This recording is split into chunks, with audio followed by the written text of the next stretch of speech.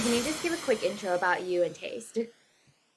Yeah, of course. I am John. I'm the CEO of Taste Labs, and Justin, my co-founder, and I came from the world of advertising. We are technical founders, so I was a product designer, and Justin was an engineer.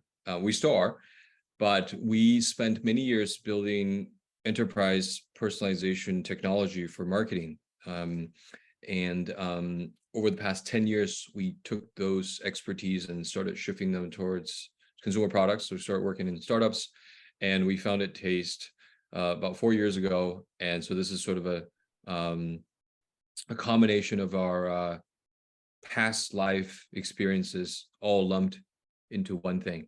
And Taste, which is way more interesting than my story, is an entertainment AI. And what it does is it learns your taste and then goes through the streaming services that you have subscriptions to, as well as the rest of the internet or world, and finds free content for you, goes through hundreds of thousands of movies and shows and gets rid of the garbage and brings all the rest to you in one place. So that, I'm sure you've experienced this, sitting in front of your Apple TV or computer, clicking in and out and scrolling down and to the left and back and arguing with whomever and spending more time searching than watching. Hopefully, with what we're doing,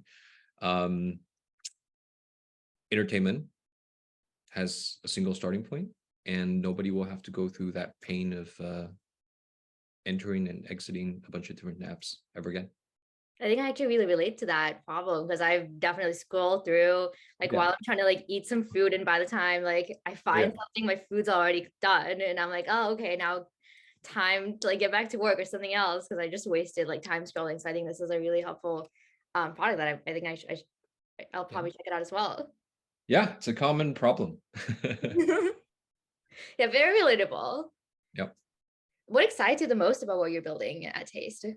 Um, I think this problem that we're talking about was solved by Spotify for music many, many years ago. And it was very interesting. An outsider, a small tech startup from Sweden, came and solved this problem for all these old curmudgeon music studios. Um, and so that's the problem ultimately we're solving here. And this has not been done for home entertainment, for movies and TV, right? And I don't see why not us or an outside tech company um, being the ultimate company that comes and solves this Spotify problem for movies and TV. So it's, of course, that's very exciting. I mean, it's a humongous dream, but of course, that's super exciting. How do you balance short-term profitability with long-term sustainability? Well, luckily for us, I think, at this growth stage, I don't look at the revenue multiplier as carefully as I think maybe latter stage founders. But I think I have a consumer product, right? So it's two things. It's user satisfaction. Like, are they actually happy with your product, right? And then as you're designing this product and your business model, do you have a long-term differentiator, right? Like, is this moat tall enough? And I talk about this in both a technology business model as well as a branding sense, right? I think that if you just care about the users in the short run, and in the long run, you make sure you're differentiated, then everything will happen as it should in the middle, if you're lucky. Yeah, I mean, jumping right into more about customers, have you heard a story from a customer that really resonated with you? Yeah, no, lots. My favorites are the couples, because it's the AI learns your taste, right? So of course it also helps people merge their tastes. So couples that will write us and be like, oh my God, we don't fight over, to watching more lies. Of course they still fight, but we get a lot of these, like fan mails. So a lot of those. Oh, this is my favorite. So I, I think this is probably like a year ago. I had this like a 19-year-old kid. Well, a 19-year-old, maybe not kid, but 19-year-old who just went to college, and he, like I read our Facebook messages, and he wrote us. He was just like, "Oh my God, I thank you so much. I went to college, and my little brother, who's like 2 or 3 years younger, is still back home going to high school, and we found your app or your platform, and this is how we like watch. It's how we find like what to watch now. And so this is like the only way that we stay in touch is like figuring out who each other's recommendations are and looking at what each other have been watching. So that was great, a real story. So. No, that's great. Yeah. These Wow. family stories, yeah, Brings they family together. yeah. Relationships and families. Come on. Yeah. Where do you see Taste going in the next 5 years? Well, I've alluded to some of it earlier. If we do our jobs right, I liked that in 5 years, you and I and everybody else do not have to go to 3, 5, 8 apps to find what to watch. That's it. If we've done that, we'll be fine. So my next couple questions are more about the crowdfunding route and for investors. Yeah. So what led you to choose the crowdfunding route instead of going the traditional fundraising methods? And how do you believe it will benefit both you, your company, and investors who support you? Well, I think in the very beginning, it was a little bit of a luck. I think it was Seed Invest that saw us out. This is our third round that we're doing, and what I've learned through these 2 or 3 rounds is that one is we can because we can, and two, it's actually harder. I give founders that raise to equity crowdfunding lots of props, man.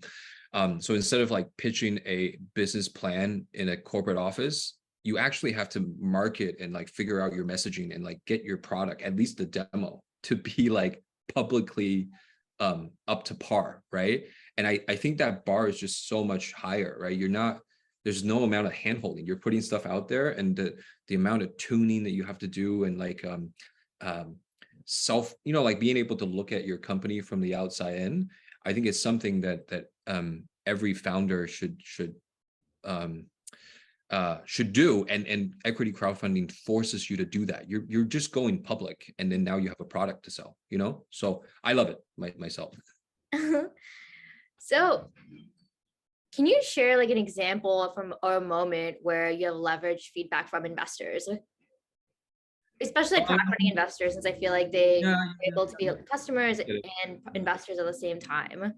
Yeah, actually, I can't give a very specific example because um, you are correct. A lot of our users are investors and vice versa.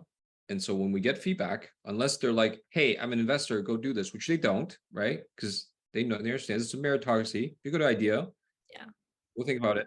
Um, but I will say that many users give us lots of feedback. Many of them are investors, and just about all of them are very smart, and we take all of them into consideration. But we do not specifically take investor feedback more with more weight than a regular user.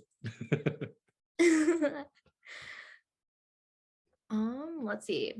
So my last question for this round is comparing with like the 2 previous rounds that you have had, like how do you really keep in touch with investors and keep them informed of what's going on? And what are your plans to keep doing that for this round and investors that invest in this round as well? Yeah, honestly, it's not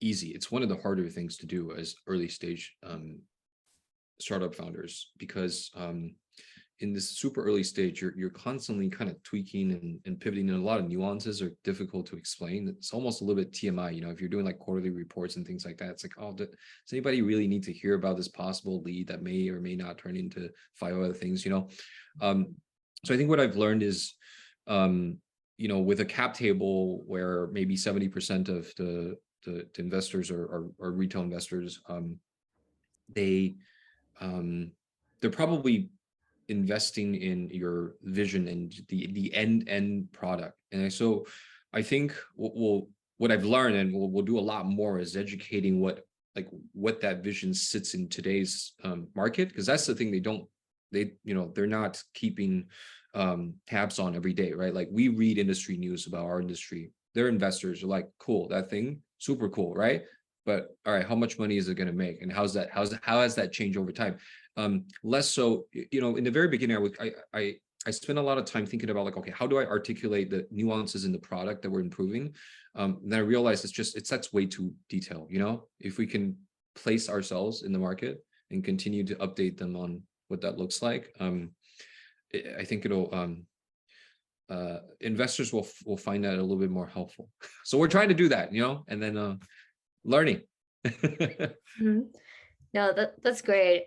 Yeah, like one of the reasons I was leaning towards that question was when I worked at Start Engine previously, a lot of investors would come and be like, oh, like I haven't heard from this company that completely went MIA. Like no one would be able to reach out, even from like Yeah. our team. So like I just Yeah, had yeah. I mean, to be I like, think, okay, like what are your plans, and like um just to get a better understanding of like of that,